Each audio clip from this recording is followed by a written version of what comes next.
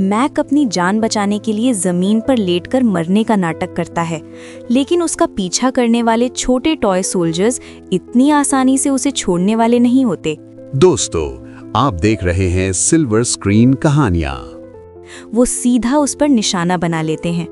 मजबूरन मैक एक सोल्जर को पकड़कर लिफ्ट के दरवाजे में फंसाने की कोशिश करता है ताकि उसे खत्म कर सके।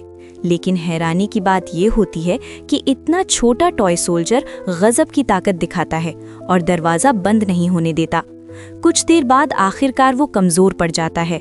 मैक समझता है कि सब खत्म हो गया, लेकिन तभी उस सोल्जर के बैग से बीप बीप की आवाज आती है। जब मैक बैग खोलता है तो उसे पता चलता है कि अंदर एक छोटा बॉम्ब लगा हुआ है। असल में कुछ दिन पहले मैक ने एक टॉय फैक्ट्री के मालिक को मार दिया था। रूम में रखे टॉयज ने ये सब देख लिया था। अपने मालिक का बदला लेने के लिए वही टॉयज सोल्जर्स बनकर एक पार्सल की शक्ल में मैक के घर पहुंच गए। मैक, जो कि एक प्रोफेशनल किलर है, बहुत एहतियात से पार्सल खोलता है। अंदर उसे छोटे छोटे टॉय सोल्जर्स नजर आते हैं। शुरू में उसे कुछ अजीब नहीं लगता और वो उन्हें छोड़कर किचन में चला जाता है और आराम से ड्रिंक लेने लगता है। अचानक जोर का धमाका होता है, टॉय जमीन पर गिर जाते हैं। मैक को शक होता है और वो वापस आकर देखता है, लेकिन जब वो बॉक्स के पास पहुंचता है तो सारे सोल्जर्स गायब हो चुके होते हैं। तभी अचानक उसके पाँव में तेज दर्द होता है। एक छोटा टॉय नाइफ उसके पाँव में घुस चुका होता है। सोफा के नीचे से हल्की सी हरकत होती है। मैक झुककर देखने की कोशिश करता है, लेकिन अचानक उस पे गोलियों की बारिश शुरू हो जाती है। उसका चेहरा छोटी छोटी गोलियों से जख्मी हो जाता है। इससे पहले कि वो संभल पाए, एक छोटा रॉकेट उस पर फायर किया जाता है और वो दर्द से घुटनों पर गिर जाता है। अपनी जान बचाने के लिए वो भागकर बाथरूम में छुप जाता है। वो एक छोटा सा शीशा यूज करके बाहर देखने की कोशिश करता है। लिविंग रूम पूरा तबाह हो चुका होता है। गुस्से में मैक बेडरूम से अपनी पिस्टल उठाता है और वापस आता है, लेकिन फिर एक और मिसाइल उसके पास से गुजरती है।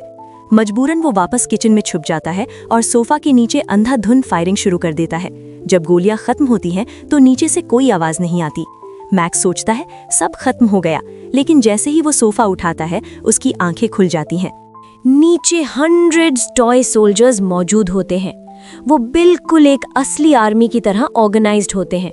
कुछ जख्मी सोल्जर्स का इलाज कर रहे होते हैं और कुछ छोटी गाड़ियों में बैठकर पीछे हटने की तैयारी कर रहे होते हैं।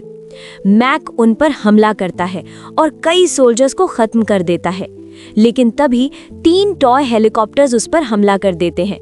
वो मिसाइल्स और मशीन गन से मैक पर अटैक करते हैं। मैक मजबूरन फिर बाथरूम में छुप जाता है। एक हेलीकॉप्टर अंदर आ जाता है, लेकिन मैक उसे टॉवल में लपेटकर जमीन पर गिरा देता है। दूसरा हेलीकॉप्टर भी वो गोली मारकर गिरा देता है। बाकी बचे सोल्जर्स को वो उठाकर टॉयलेट में फ्लश कर देता है। फिर भी जब अंदर से आवाज आती है तो वो हेयर ड्रायर डाल देता है और सब कुछ खत्म कर देता है। मैक अब थोड़ा रिलैक्स होता है, लेकिन तभी दरवाजे के नीचे से एक नोट अंदर आता है। उस पर लिखा होता है, सरेंडर कर दो। मैक मना कर देता है और कहता है कि लड़ाई आखिरी सांस तक चलेगी। जब वो बाहर झांकता है तो देखता है कि सोल्जर्स ने एक बड़ी तोप सेट कर ली है। अपनी जान बचाने के लिए मैक खिड़की से बाहर निकल जाता है और बिल्डिंग की दीवार पर लटक कर आगे बढ़ता है। तभी एक हेलीकॉप्टर उस पर फायरिंग शुरू कर देता है। मैक किसी तरह बालकनी तक पहुंच जाता है। अंदर आकर वो एक फायर एक्सटिंग्विशर यूज करता है और सोल्जर्स को कंफ्यूज कर देता है। एक छोटा आर्मर्ड व्हीकल उस पर हमला करता है, लेकिन मैक गैस सिलेंडर से उसे उड़ा देता है। फिर वो किचन के टूल से एक एक करके सोल्जर्स को तोड़ देता है और उन्हें ओवन में डाल देता है। उसे लगता है सब खत्म हो गया, लेकिन कुछ सोल्जर्स अब भी जिंदा होते हैं। मैक घर छोड़कर भागने का फैसला करता है।